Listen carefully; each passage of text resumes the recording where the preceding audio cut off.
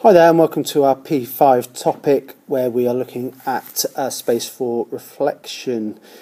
So we're going to be looking at things to do with space and gravity and reflection, refraction and diffraction to do with light. Now today's lesson we're looking at satellites, gravity and circular motion. Anyway, I will see you at the end. I hope you enjoy. Bye-bye. Okay, so our objectives for today's lesson on satellites, gravity and circular motion is by the end of this lesson you should know and understand how satellites are able to stay in position and how they're able to move.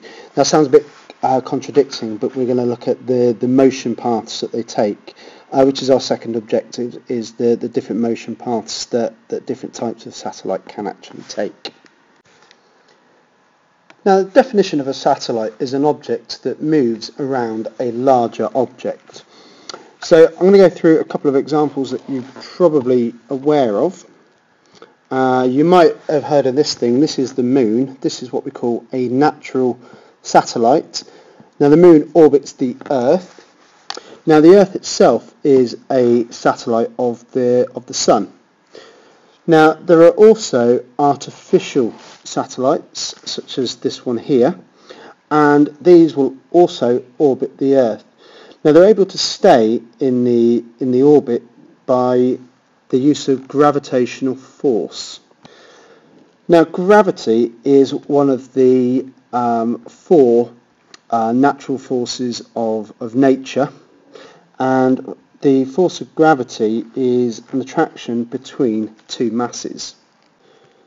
So between every two masses there is an attraction. So even between you and the Earth there is an attraction of gravity.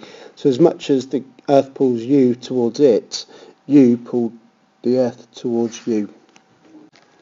Centripetal force is the force that acts towards the middle of a circle. Now if we look at this diagram here, we can see that we've got the motion of the satellite going around the Earth here. Now, the force of gravity is towards the middle of the Earth, so it doesn't matter wherever the satellite is, it will always have the force of gravity going towards the Earth. Now, as the object moves away from the Earth, this force of gravity will get smaller.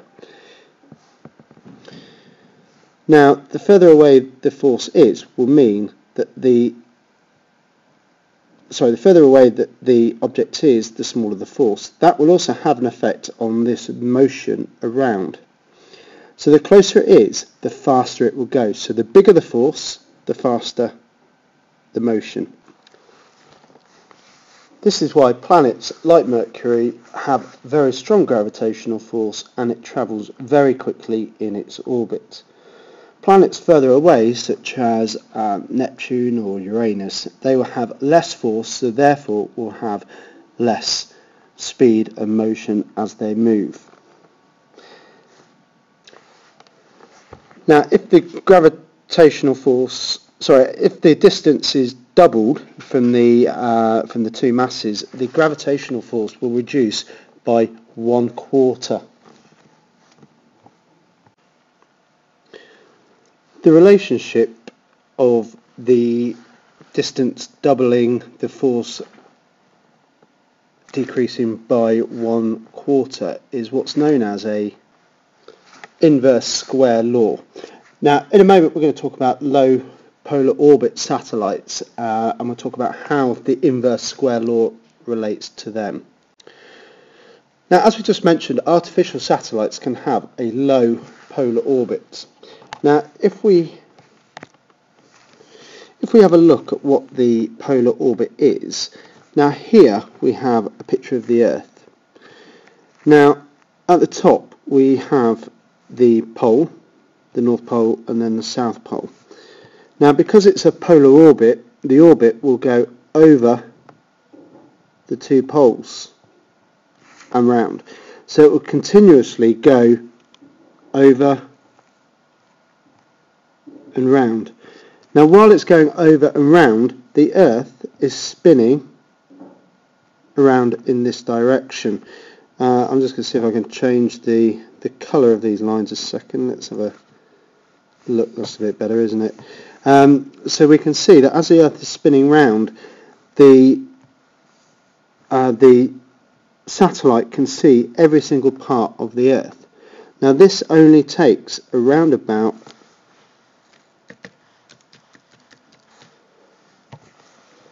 100 minutes to see the entire Earth.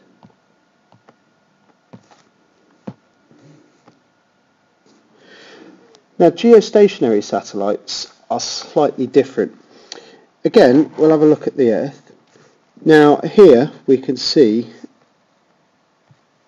let's have a look, we can just see Mexico here above the United States. Now what a geostationary satellite means is it's stationary to the Earth. So as we're looking down here at this section, our satellite will be directly above it. Now as the Earth spins around, the satellite will also take that same path and go round with it. Now I'm going to change the colour of these lines if I can. There we go.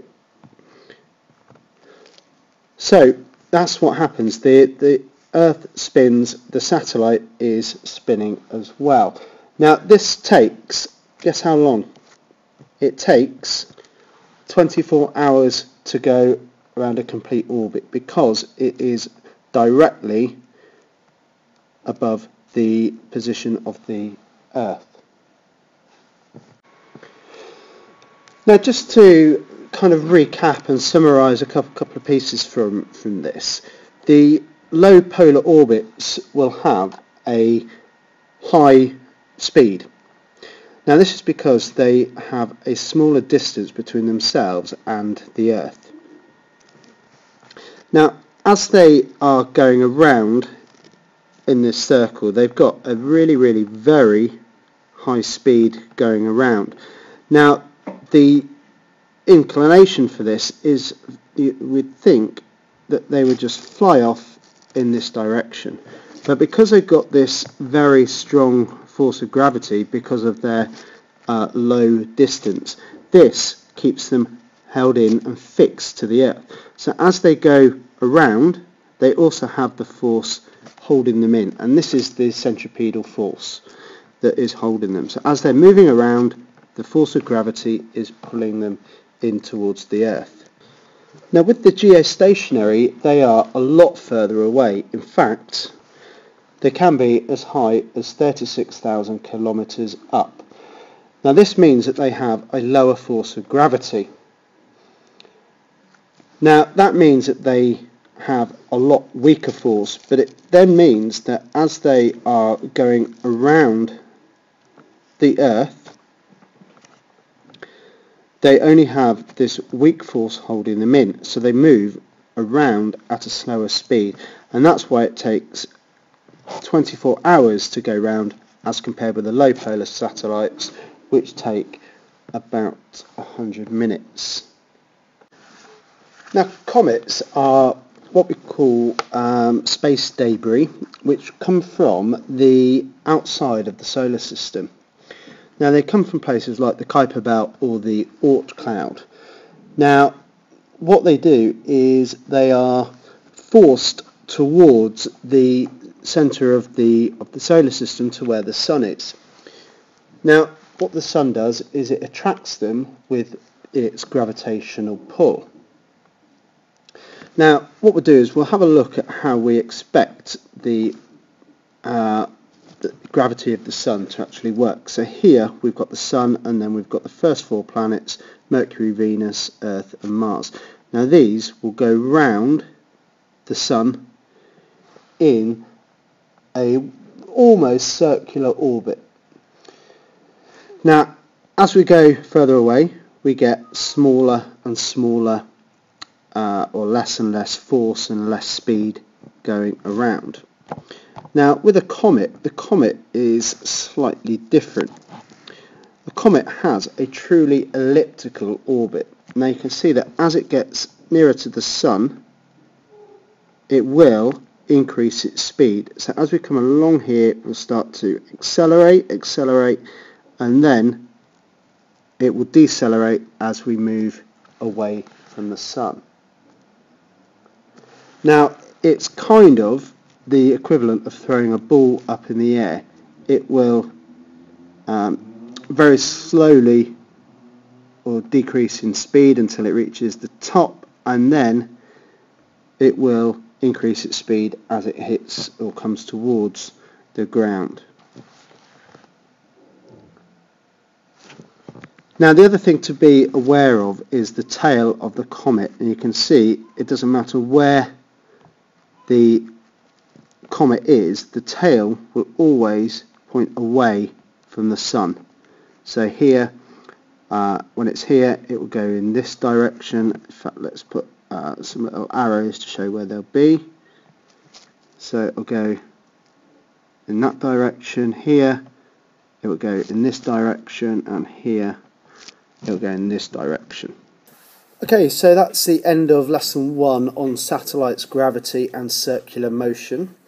We'll just have a quick review on what we've covered today. We have looked at artificial and natural satellites such as the moon and other satellites. We've looked at the centripetal force, which is the force that pulls the item towards the central planet, or the central item, which stops it flying off into space and keeps it going around in that circular motion. There we go.